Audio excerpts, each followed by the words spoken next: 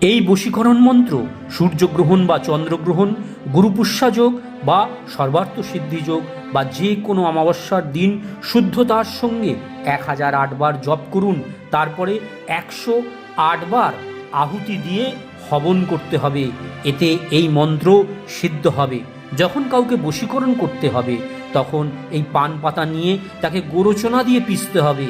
পান পাতা পেশা পর্যন্ত ওই মন্ত্র জপ চালিয়ে যেতে হবে। এবার পেশা শেষ হলে 11 বার ওই মন্ত্র পড়ে ফুঁক দিয়ে ওই মিশ্রণের টিকা নিজের কপালে লাগিয়ে অভীষ্ট স্থানে যেতে হবে। সেখানে বাঞ্ছিত ব্যক্তির ওপর অবশ্যই এর প্রভাব পড়বে।